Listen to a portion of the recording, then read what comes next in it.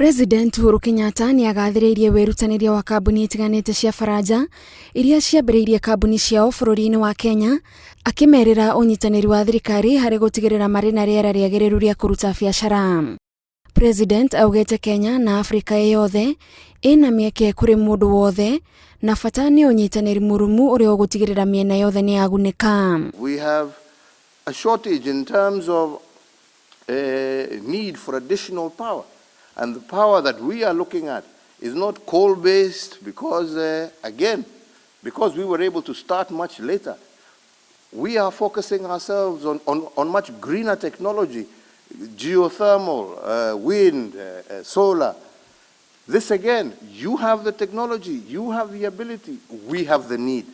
Why can we not partner, work together and push this agenda through? No na kũrĩ ũguo, President nĩ acakaĩte kumana na ungumania ũrĩa ũtũmĩte bũrũri wĩkururie maũndũ-inĩ matiganĩte, no nĩ mbara arauga ehotorete kũhũrana nginyagia ungumania ũtuĩke rũgano. We recognize it's the problem that corruption causes.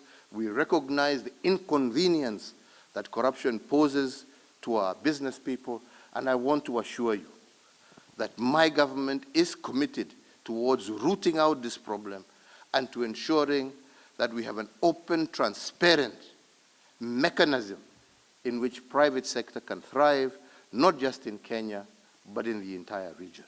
Thirikari ya Faranja yugĩte Kenya nĩ ũmwe wa mabũrũri marĩa maranyotera kũrutithania wĩra namo na kũgerera mĩcemanio ta ĩno ya President Uhuru na mũrunawe wa Faranja Emmanuel Macron marĩ na mwĩhoko ndũgĩ ya mabũrũri ma merĩ nĩ ĩkũmata. We can find win-win situations where French expertise will accompany the country, your country, in a long-term partnership.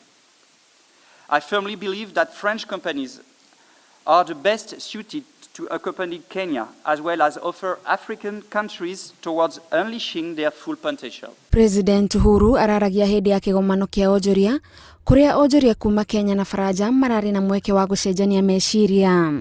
Handũ-inĩ ha Inooro TV, njĩtagwo Gathoni Wanjihia.